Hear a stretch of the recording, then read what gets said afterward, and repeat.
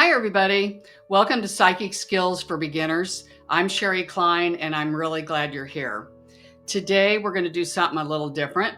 I'm just going to give you, about a dozen random tips on how to connect with your spirit guides. So we're just going to jump right in.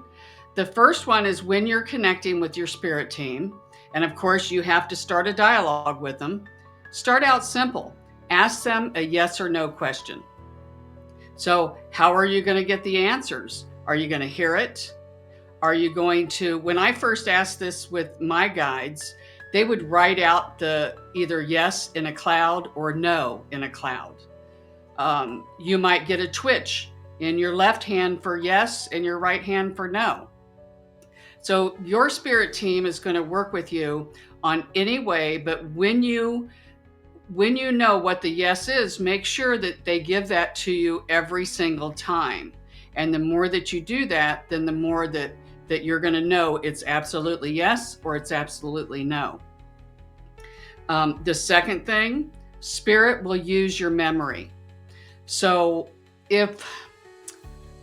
whatever it is, if I've watched a movie and it impressed me somehow, they may download that movie. I may get a flash of that in my mind, and then I'll know because how I felt when I saw that movie. So then that could be an answer to a question. And like we say, if I'm scared of spiders, why they may come in, if they show me a spider, then that's not going to be a good message. That's going to have a little bit of a fear base to it. So they use your memory and then pick up on the feelings. So that's a way to connect with them. Another thing is when you first get anything, if you hear something, you see it, you feel it, your first thought is usually spirit. Your second thought is you're starting to get in doubt. And your third thought is you're just totally lost. And then it's like you're just beating a dead horse. So go with whatever comes because they can be lightning fast. They download it instantly. The next thing, when I do readings, spirit might flash something to me. And let's say I ignore it. Well, then later on in the reading, they flash it again. If they flash me something 3 times, then they mean business. They won't give me any more information until I bring that up. Now, if I don't know, if they just flash me a picture and I don't know what it is, then I say, show me more. You have to keep saying, show me more. It's like putting a puzzle together. If you still can't understand what they're trying to say, give it to me in a different way. So the more you do this, the more you'll start to work with your guides, and they will know how to give you the information the quickest to where you can understand it.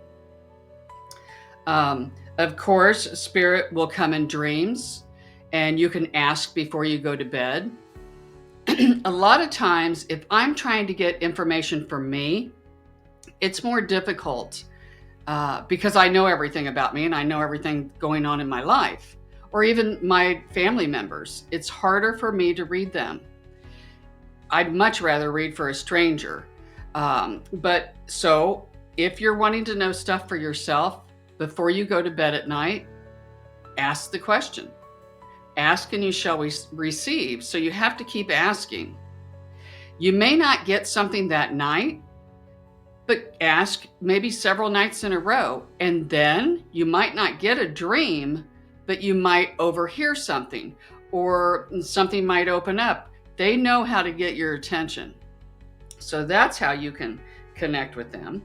Again, we talked about symbols and messages or just little flashes. Just say, show me more, show me more. One thing that I was taught is, now I'm right-handed.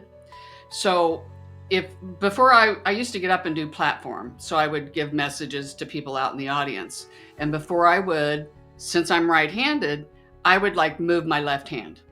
I would tap my left foot, kind of gets the the energy flowing to both sides, the feminine and the masculine. And that kind of helps with doing the readings and getting your messages.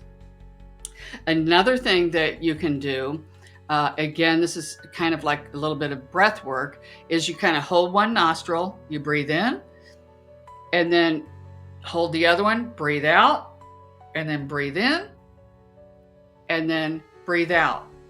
Again, that's getting both sides, the left and the right, the spirit and the mental mind kind of working together. Another way to do that is, like, I would put my fingers on both of my temples, and then I would envision like a ping pong ball going back and forth. Doing that, or I like to do the infinity symbol, back and forth. And so in my mind, I envision it going like this, back and forth. And that gets both sides working nicely together. And it really opens up your intuition. Another thing that's kind of fun is with your tongue, place it as far back on the roof of your mouth as you can. And when you do that, that helps to open up the pineal gland.